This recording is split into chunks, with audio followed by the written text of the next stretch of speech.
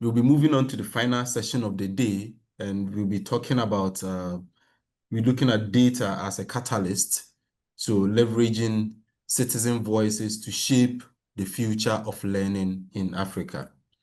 So ladies and gentlemen, on the topic, we would be exploring how data, especially when grounded in lived experiences and voices of citizens, can drive smarter Don't make policies. mistake in this.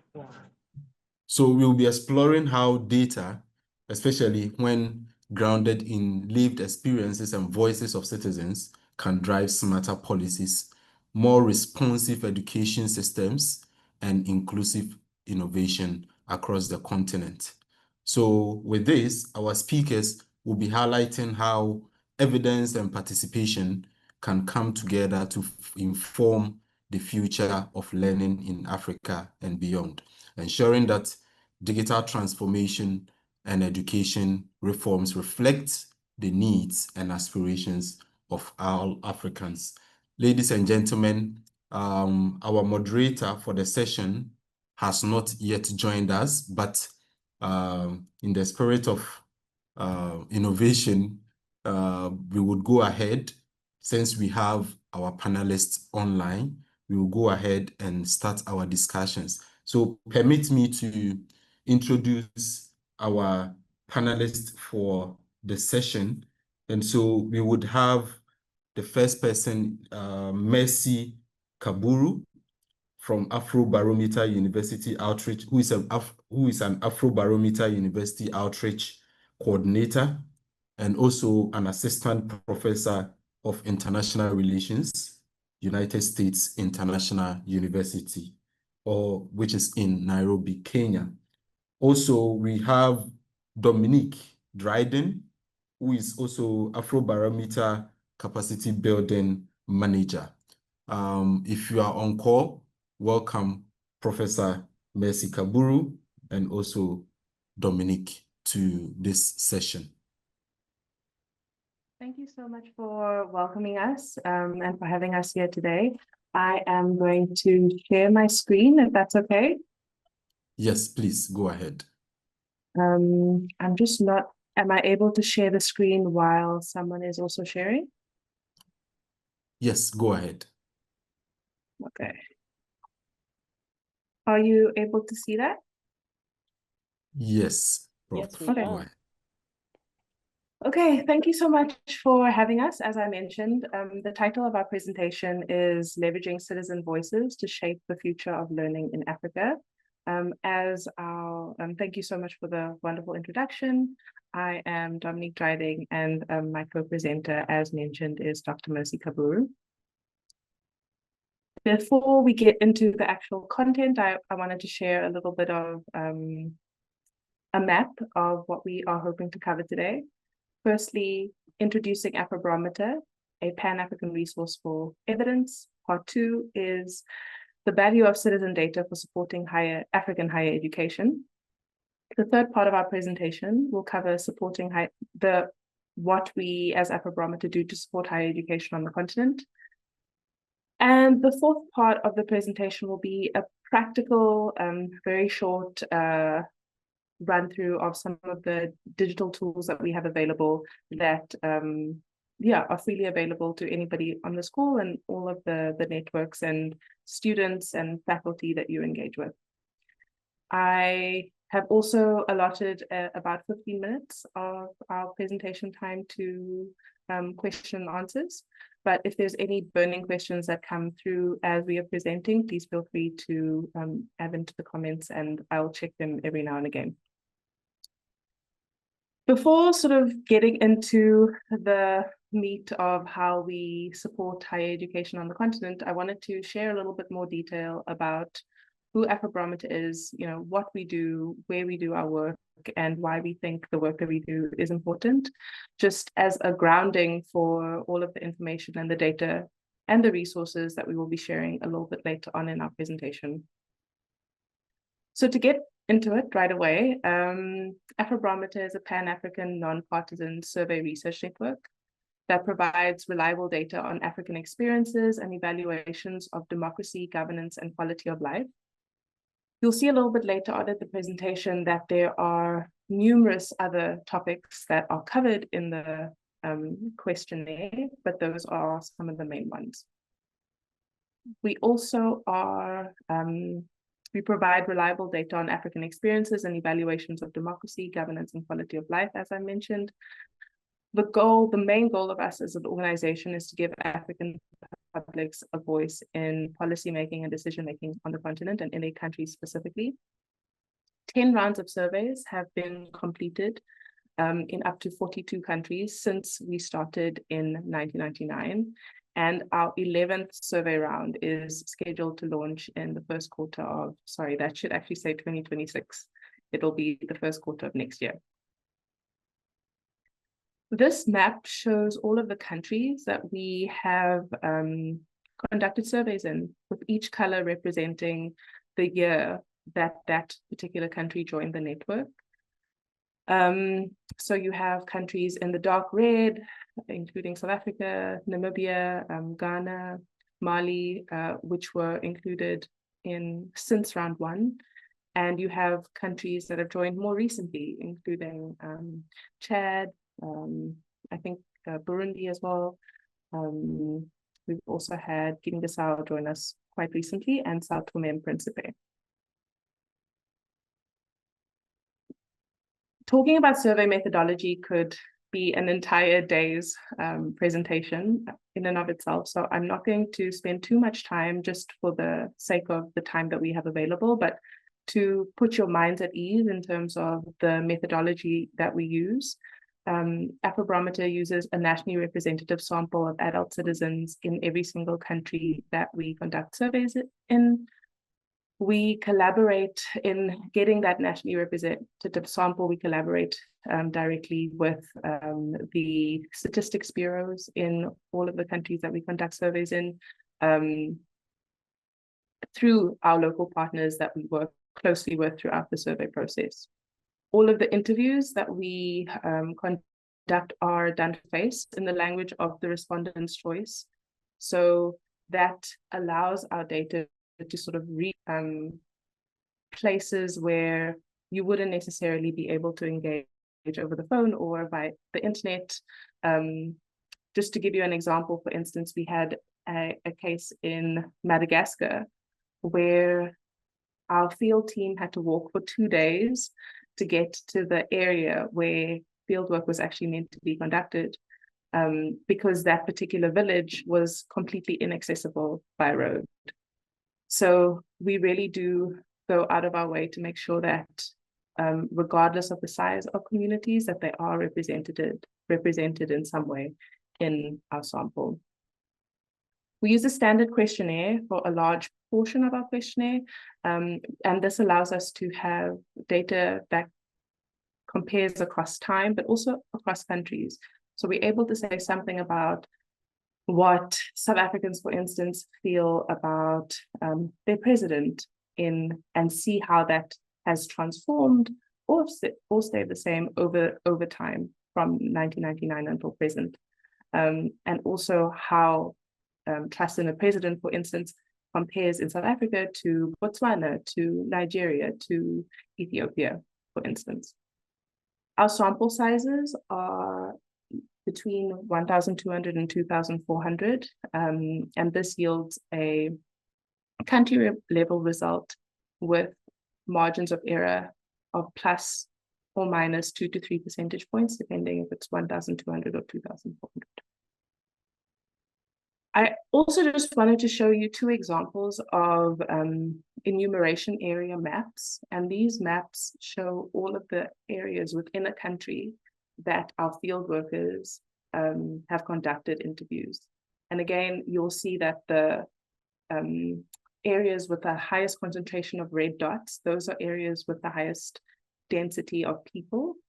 But even in the more sparsely populated regions of the country, we do still have surveys being conducted. This is an example of the enumeration areas in South Africa. And this is the example from Zambia, with the black dots this time representing all of the different areas that field workers in Zambia actually conducted interviews. Just in brief, I don't want to spend too much time on this, but our questionnaire development process is extremely rigorous. We have, the process lasts about a year, and we start the year before a new survey round is due to start. And it goes through numerous rounds of review, numerous stakeholders at various levels, from our core staff to our national partners, to people we've trained, people we've engaged with in the past, all have an opportunity to give input on the questionnaire before it actually goes into the field. It's an extremely sort of competitive process because there's so many competing interests. Because obviously everybody's niche area of expertise, wants to be represented within the questionnaire. And this has led to our questionnaire having what we've called special modules, which I'll show you in a forthcoming slide, which these are questions that aren't added every single survey round, but they might be added every second or third survey round. So we still have that ability to compare, but they don't necessarily form part of the core topics that Afrobarometer covers in each and every survey. We also have a component of the survey called country-specific questions, which allows our national partners to insert questions into the questionnaire that are specific to their realities within their countries. So something that is completely irrelevant to somebody in Zimbabwe, for instance, that is extremely relevant for me in South Africa, it would give us an opportunity to have that particular issue represented in the questionnaire without necessarily having it also asked across the continent. As I mentioned in a previous slide, we conduct our interviews in the language of respondents' choice. So if a local language is spoken by 5% or more of the population, we do our best to actually translate the questionnaire into those local languages to ensure that there is maximum engagement in the interviewing process. And obviously, there are a lot of challenges to an increased number of translations, including nuances that are not necessarily easily translatable. But through our 6-step process, which I've listed there, we try our best to limit those discrepancies as much as possible. These are the survey topics, as I mentioned. The topics that are tracked over time, these are our core topics that you'll very often find data going all the way back to 1999, including democracy, elections, social trust, corruption, levels of poverty. And the special modules for round 10 include gender, youth, public health, sexual and reproductive health rights, access to justice, climate change, and the energy transition, and globalism. I am now going to hand it over to Mercy. Please go ahead. Thank you so much, Dominique. Can you hear me? I believe that I can be heard. Can you hear me? Yes, Mercy. Thank you so much. We are from Afrobarometer. We've just presented what the organization is all about, the question of data, and data that's really presented the public opinion of Africans, data by Africans from Africa. And that is very important for us. And I believe that it is very important when it comes to academics. And most importantly, it is very important for evidence-based research, which I believe that, and we believe that has impacts on the nature of the publication and the nature of research that we carry out in our institutions, include from faculty to students, to the dissertations that we are able to supervise, among very many others. So good evening, In Kenya, it is 7:30 p.m., so it is evening, and wherever you are, it could be afternoon, but good afternoon, good greetings. So I'll be looking at the Afrobarometer data and how much it connects to research, particularly so in higher learning and in the universities.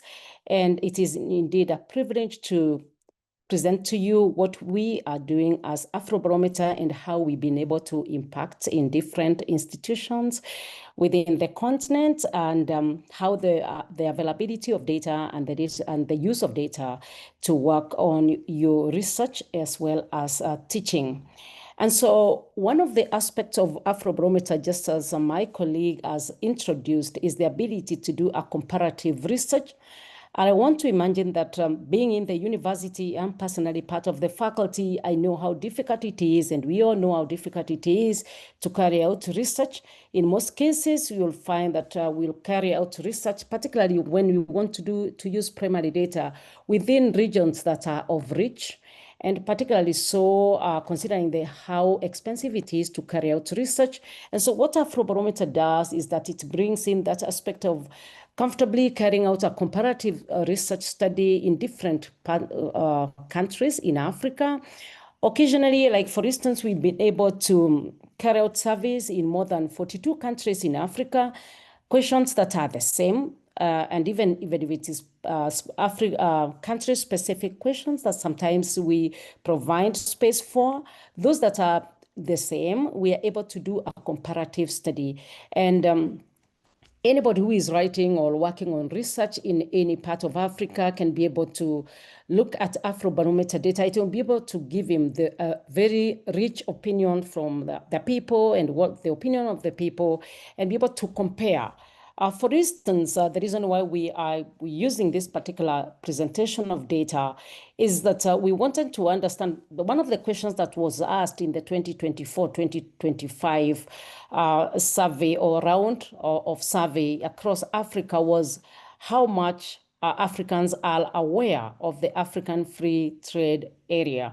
And most interesting is that we are all talking about Agenda 2063, which is regional integration, and for that matter, intensive regional integration from all aspects. And one of the pillars of this is the establishment of African Free Trade Area. And it's very interesting to note that when you look at it and when you look at the presentation, if someone wants to carry out research, it's clear that a significant majority of Africans have not had represented by the map number 1, and then map number 2 is how much they have not heard of it. And when you look at it, you realize that the awareness of this very important pillar of regional integration within Africa, and especially in terms of trade, you realize that the awareness is marginal. The Africans are not aware. And this you can comfortably be able to compare from one country to another. And so when you're rating research like this, you're able to access data from Afrobarometer, which is easily accessible, and we'll be able to show and demonstrate the accessibility of this data. And you're able to support your research that indeed, when you talk about integration, when you talk about awareness and ability to use the data and ability to bring the practice into theory, then the data by Afrobarometer becomes very instrumental in connecting the two and be able to do a comparative kind of a study. And so that is very important for us. And as we get out there and be able to get to university outreach, that is something that we've been able to encourage people and encourage researchers and teaching to be able to do a comparative study so that you are not unique in your own country, but rather you are able to compare 42 out of the 54 countries in Africa and be able to see how much the similarities and the differences in public awareness of issues or approval or just basically the opinion of citizens regarding various issues that affect the people. Can you continue?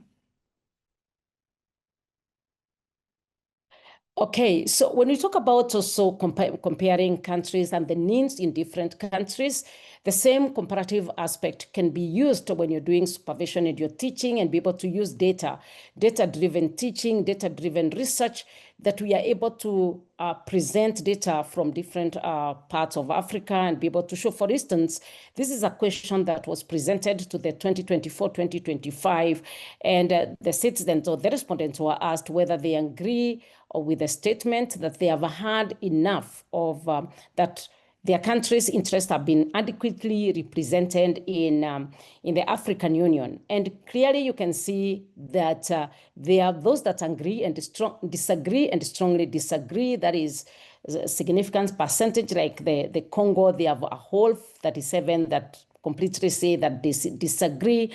Then we have agree and strongly agree. We have countries that have agreed that their own interests have been well represented within the African Union.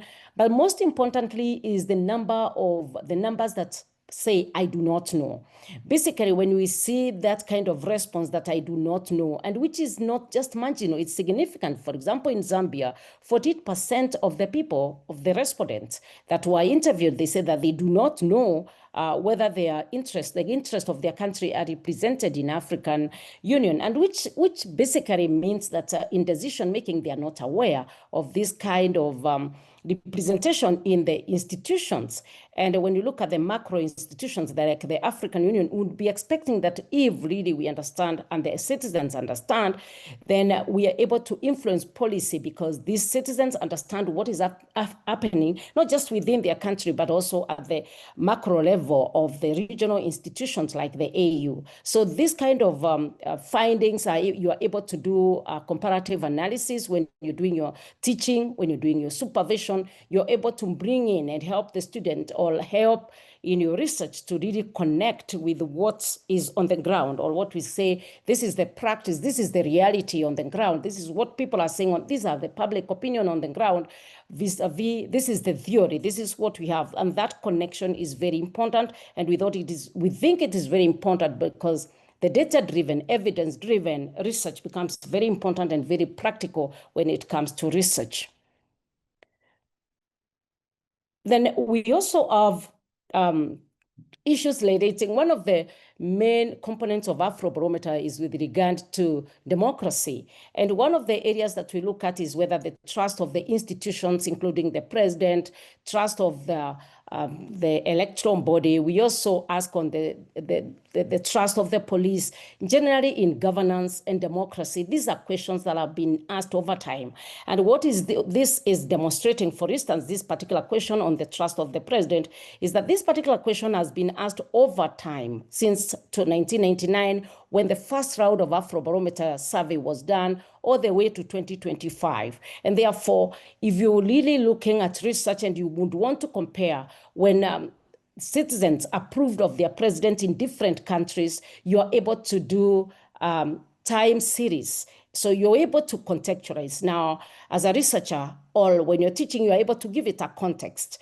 If, for instance, I'm in Kenya and I want to look at how much trust that people have had with the president over time, I'm able to see the period of time, for instance, when we had a particular president who was in power for a period of time, at what particular time did people have high levels of confidence or trust in the presidency, and when they did not have. And I'm able to give that then a context, what was happening within the country, why the changes that happen. And then you're able to do a comparative study between and among countries that have been surveyed. So time series is very important, and this data is available, and the Afrobarometer makes it accessible. And therefore, when you're writing and when you're doing studies regarding, for instance, when it comes to democracy and consolidation of democracy, you're able to look at time series and see what was the weakest point. When was it weak? Why was it weak? You're able to give it a context, and that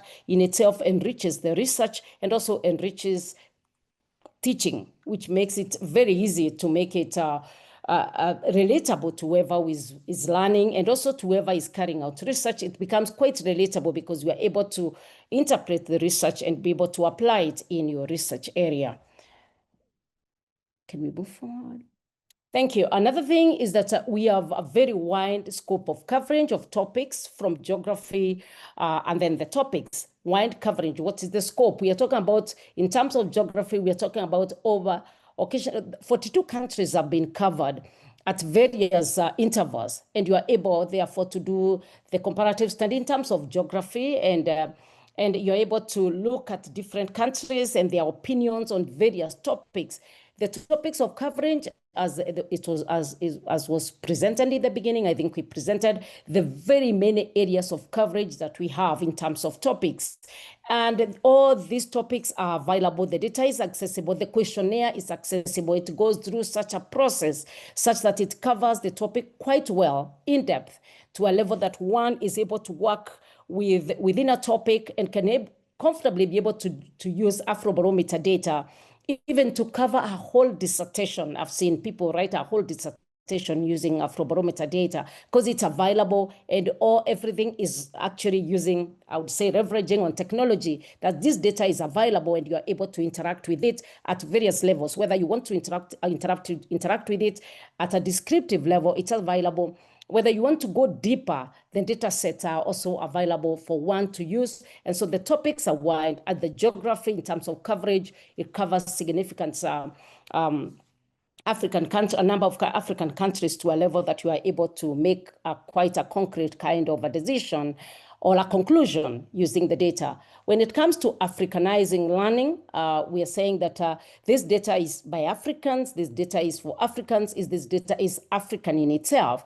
And therefore, occasionally we have concepts that are, for instance, when you're teaching some concepts are quite alien. And so we bring in the data-driven learning and evidence. And that way, in one way or the other, it Africanizes the learning process such that when we talk about gender-based violence, it could be a concept, but when we run the data and when we run the service and we are able to see that indeed gender-based violence is rampant in a number of countries across the continent, and therefore we are able to make it close and bring it close to the people to understand. We all appreciate that data collection and research is quite expensive, and therefore what Afrobarometer does is bring these data sets. They are available, and one can be able to use these data sets without really getting to use a lot of finances to support your research. And that is very important because it makes then evidence-based research quite cheap and quite accessible even to people who are not able to get all this. I believe that it is quite expensive for one lady to get to do a national survey. That's a very expensive undertaking. But with the Afrobarometer, you're able to get this data. It has already been surveyed and it's available for you to use in teaching and in evidence research. We are also talking about evidence teaching. I think that one I've already talked about it and quite well. I think we can move. Then in Afrobarometer, we also help in building data skills. And you will see some of them provisions that we have when it comes to enhancing capacity among faculty and students. We carry out a number of activities that I'll be mentioning, engagement that I'll be mentioning later, to show that we are able to bring in the element of training and skills and developing the skills, whether it is in statistics. Did it disappear? All right. Thank you so much. I think we can continue. Yeah. So we are talking about developing the skills. We are talking about research. We have statistics, data analysis, the SPSS, the STATA, the R. We do all that when we get an opportunity to train, whether it is faculty and students. And then we strengthen research. We support various elements of research. We also enrich curriculum by helping people to Africanize the courses because when we go for public opinion and the kind of topics that we are able to cover, we are able then to get to try as much as possible to reach the people by reviewing our courses. Even as we do curriculum development, we are able to respond to the needs of the society through education. And that we can only do by going out there and understanding what are the views of the people. Even as we work towards changing of the policies and everything else, that we also look seriously at how to review the courses in terms of curriculum development. And this will really help. Having data is very important to support why we need to come up with various curriculum changes. And then we have the promotion of policy engagement, among very many others. I believe that data helps us to engage in curriculum. We can move forward because I can see we don't have enough time. And then how then do we help? How do we support the higher learning, higher education? What do we do? What kind of initiatives do we have as Afrobarometer? We have a number of initiatives. We have what we call the university outreach.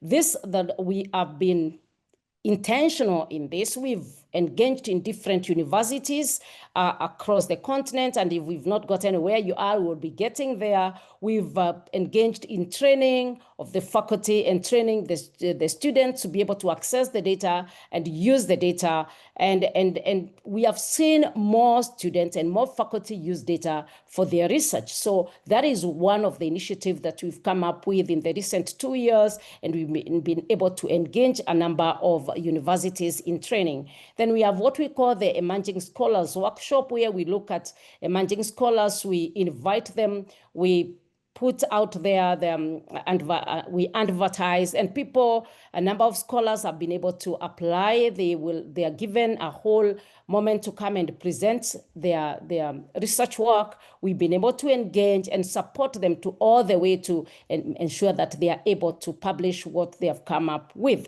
And we support them in terms of training.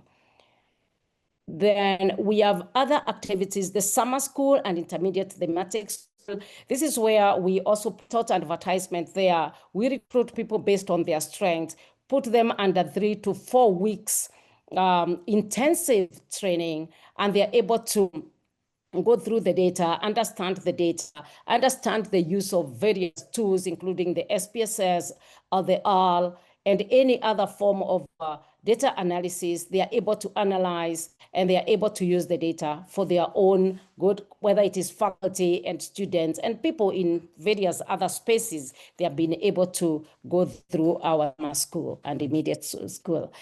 And definitely we have now what we call online data analysis tool, where we use purely online training, and the tool is available, and my colleague Dominique will be able to take us through that, so that we can just a brief one, a kind of snapshot of that, so that we can be able to see what we are able to engage in without necessarily doing a lot of travel, but leveraging on technology to make sure that people are able to engage with the data, and we are able to support that using online data analysis tool. And I think from there, with all that, I'll be able to hand over to Dominique because of time, so that she can be able to take us through the other section. Thank you. Thank you so much, Mercy.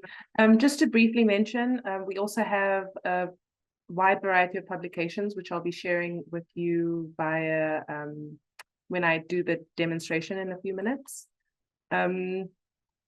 Another thing that we want to just speak through are some of the challenges that we have experienced and we foresee we might experience in future. I'm sure many of you know that across the NGO sector, there's been a huge funding crisis. Is crisis the best word? I'm sure many will argue that yes, it is a crisis. And that has meant that we are now starting to prioritize digital learning tools a little bit more than our in-person engagements that we've been really focused on over the past couple of years. And while that has and will continue to open us up to a whole range of new audiences and people in places that we would maybe never have been able to get to if we hadn't been online. But on the other hand, it does also exclude. And when we're looking at access to electricity, for instance, this is another question that we ask now in our questionnaire about whether somebody has access to an electrical connection from the mains. And 40% of respondents said that they didn't. And of those who said, of the 60% who said that they did have a connection, there was a large proportion of people who didn't have, where that connection wasn't actually functional. So, when we are prioritizing digital learning, I think we've constantly been thinking about how do we make sure that there's still a deliberate inclusion of people who may not have access in the same to electricity or internet, for instance. So one of the questions that we asked is, how often do you use the internet? And this is across different regions of the continent, but very large proportions in each region never use the internet. So, you know, thinking about when we go online, who do we leave out? And this even harks back to our presentation, earlier in our presentation, when I mentioned our survey methodology and the importance that we put on face-to-face interaction for data collection is very much for this reason, to ensure that the people who won't necessarily be included in online telephonic snowball sampling research studies are still included in ours. Some other challenges that we've experienced is, as we've had a huge sort of drive of our university outreach program in 2025, and the response has been overwhelmingly positive. But as many, you know, things that do really well, it's just meant that the demand for our time and resources and the training opportunities that we have available, it's just you know, now we in the place where we're needing to weigh up who we are able to assist, who are we able to travel to see, who do we need to actually service online, because we don't have the resources personnel wise or financially to make an in-person trip, for instance. Another thing that we have tried to do is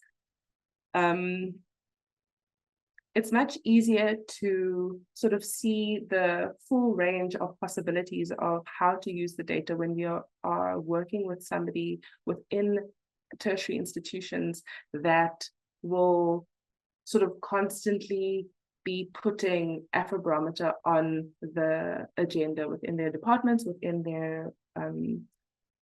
the various ways in which they engage with learning and teaching on campus. So finding and connecting with those local champions or local university champions has been a wonderful process of sort of meeting new people and including growing the network of expertise that we can draw on.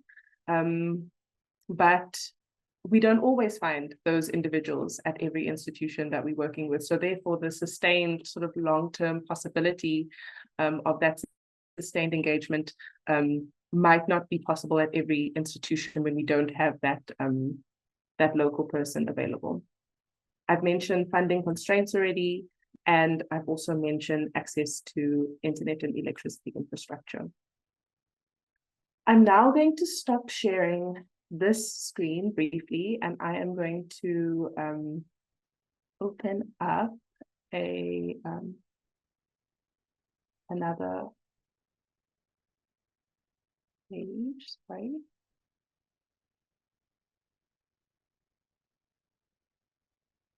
Are you able to see the Afrobarometer website now? Yes, Dominique. Okay, perfect.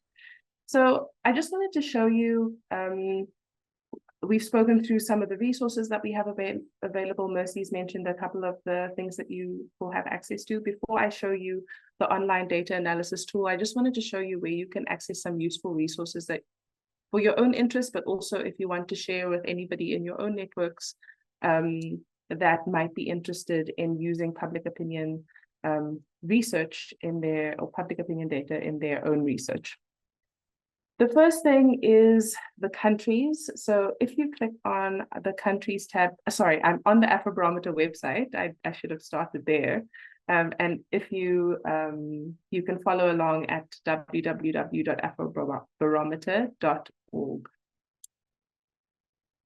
There's a lot, so I'm not going to take you through everything, but just a few sort of highlights. First is the countries tab. In this tab, you'll be able to select or see every single country that we have conducted surveys in. And when you click on that, it will provide more information about the questionnaires, data sets, of each of those countries. It will also provide information on the local partner that we work with in the respective countries. So I always say that if you are wanting to do research in a new country that you haven't necessarily conducted research in before, very often our national partners are really great starting points because they've been doing sort of nationally representative survey work across the country for a significant amount of time. So their resources and networks are often really great to tap into. And their contact details and website information is available in these country pages.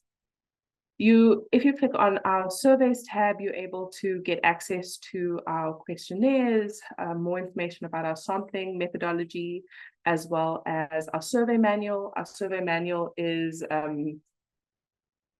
basically, it covers everything that you would need to know about how we conduct our surveys and how our national partners ensure quality in the fieldwork process. The topics are, will sort of house publications that are relevant to that particular topic. If you're interested in publications, I just want to show you this tab. You're able to search through these. All of the Afrobarometer publications are included here. You're able to search through type of publication, topic of publication, a country if you're only interested in a particular country. And very often it's a great starting point to asking even more questions about, especially when you're doing qualitative research and you're sort of wanting to answer the why question that very often comes up when you are engaging with Afrobarometer data and data like it. If you'd like to download any data sets or code books or merge data sets, you can do so from this tab. And before I take you to the ODA, I also want to show you a really helpful tool called the Afrobarometer Training Video Library. This is a collection of short 3 to 5 minute videos, which basically summarizes and takes you through the online data analysis tool, which is the tool that I'm going to take you through. But we only have about 15 minutes to do so. So if I won't be able to cover everything that it can do, but you are able to make your way through these training videos to get a little bit more detail or to be reminded of something that I might have said and moved on from a little bit too quickly. So you can access that through that link. Finally, and just in time, I wanted to show you the online data analysis tool.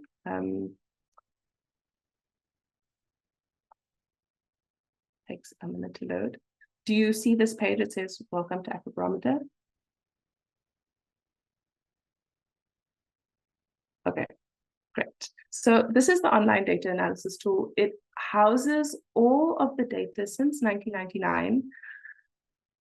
But the beauty about this tool, firstly, it's really available from our website. You click on, just to go back a step, I wasn't explicit when I clicked on it, but you scroll all the way up and you can click Analyze Online. On some smaller devices, like if you're using a smartphone, this top banner might not be displayed. So you can scroll all the way down to the bottom of the page and you'll see Analyze Online again. Either way, it will take you to the same spot. So this tool has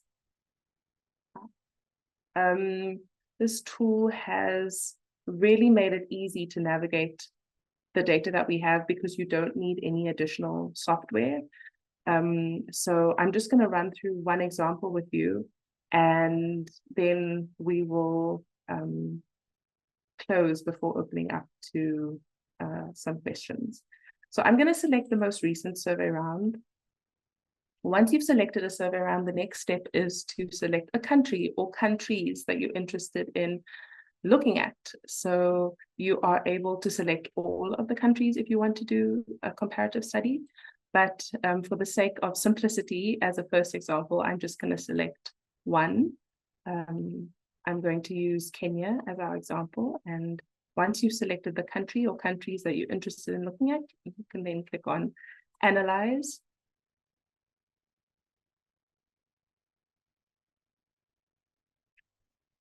And once you've clicked on Analyze, all of the topics that our questionnaire covers will come up over here. So one of the popular topics that is always of interest is corruption, for instance. And let's look at an example being corruption in the police. So once you've clicked on the question, let me just go back so I can go a little bit slower. So once I've clicked on corruption, all of the questions that are available under that subtopic will show up immediately to your right. I'm going to click on corruption in the police.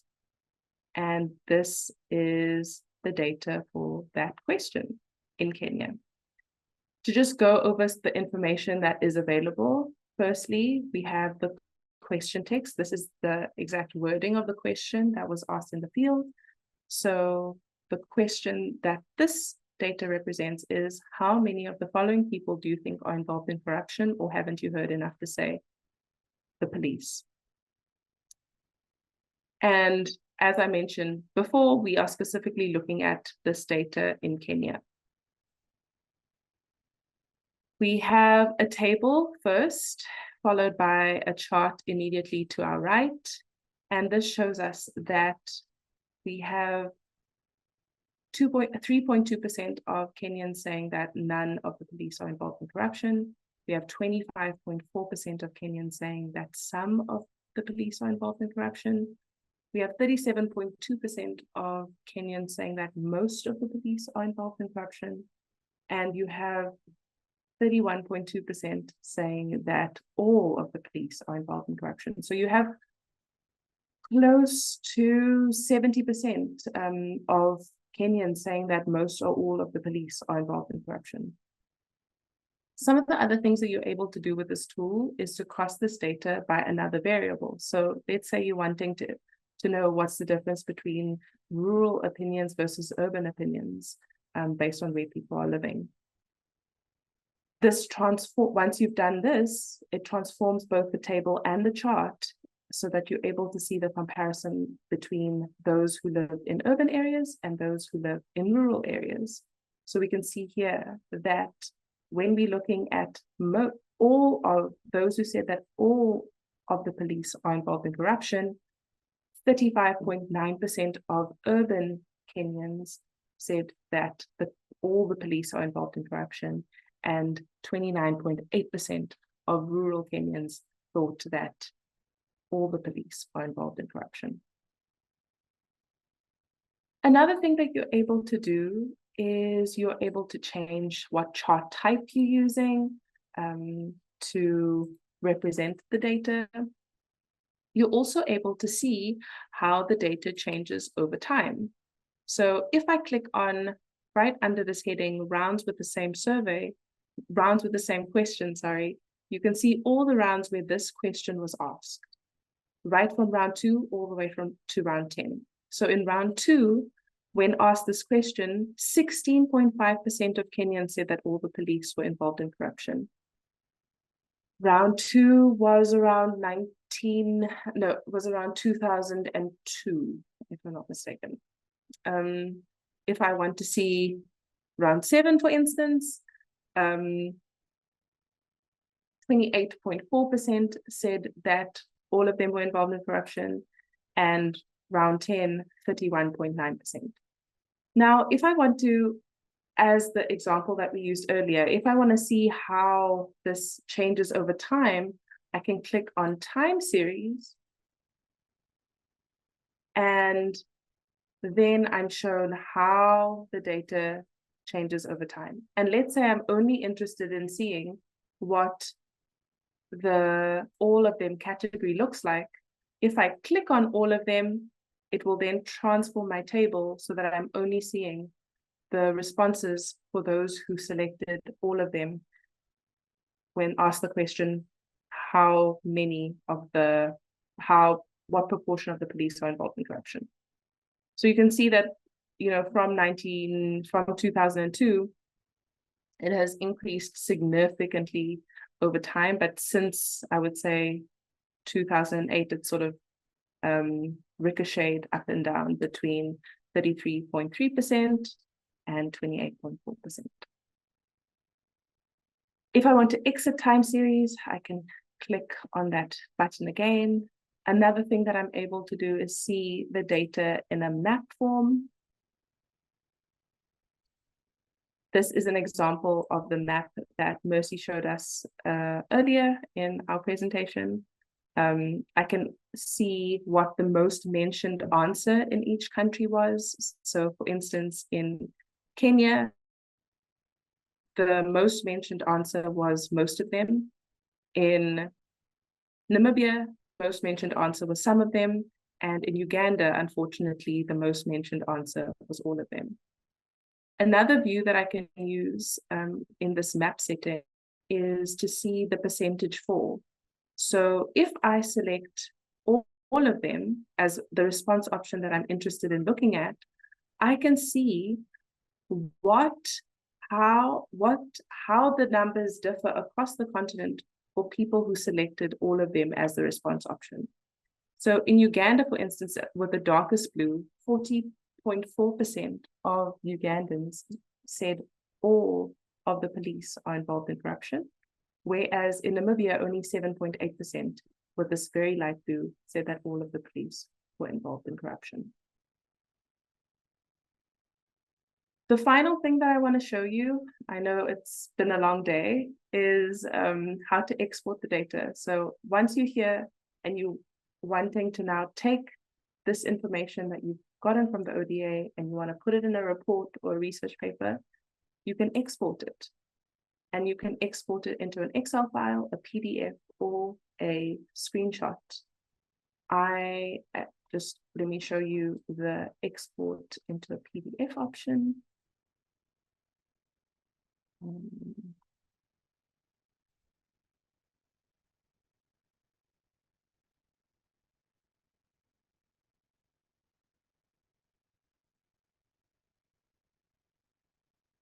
And there you're able to see both the table as well as the chart as it was presented directly in the ODA. So I am going to leave it there. I think we've covered a lot. I also wanted to leave enough time to questions and answers because there's a lot of different directions that this presentation could have gone. So I also want to leave it to you to sort of steer the remaining 10 to 20 minutes that we have available. Thank you so much. All right. Thank you very much, Dominique and Mercy, for the informative session and also the resources that you've shared with us. Participants, I want us to go to the bottom of our screens. There is a heart, is it emoji over there? Click on it and then send us a clap to all our partners and specifically Afrobarometer that has joined us and shared this informative news with us. So let's give them a round of applause. All right. Thank you very much. At this point, we would like to take few questions, if any, so that Afrobarometer will guide us in responding to those questions. So if you have a question, kindly raise your hand and we will invite you to ask your question.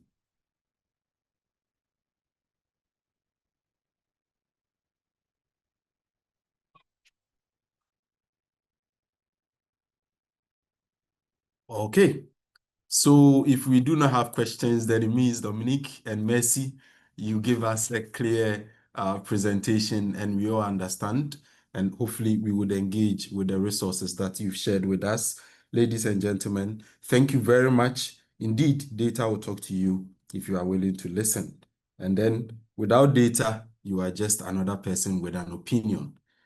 If we want to drive smarter higher education policies, create more responsive educational systems and inclusive innovation across the continent, then we need to use data.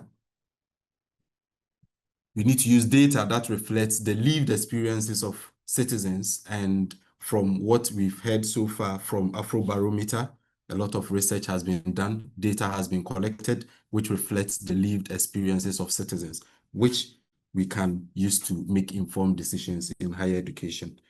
Indeed, data collection is not a cheap endeavor, but thanks to Afrobarometer, now we have these resources available to us, and higher education stakeholders can make informed decisions with data that reflects the needs and aspirations of their people in all the countries in Africa.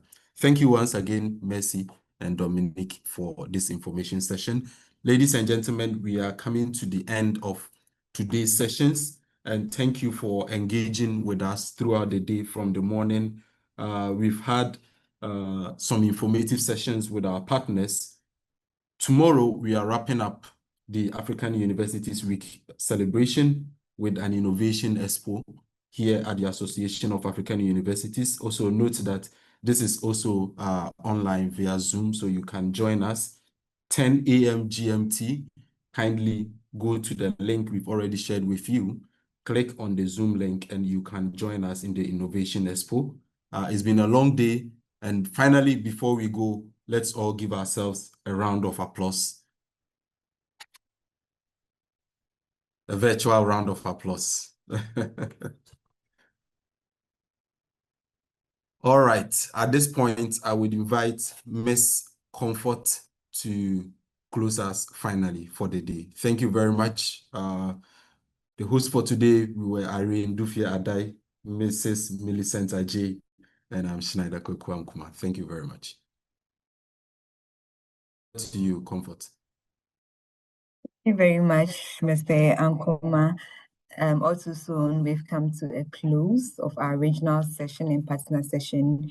On behalf of our Secretary General, the Partnerships Manager, and the entire AAU, we want to express our sincere gratitude to all our participants, our speakers, and everyone who have joined us since 9 GMT till this time. We really appreciate you and see you tomorrow online. Thank you all very much.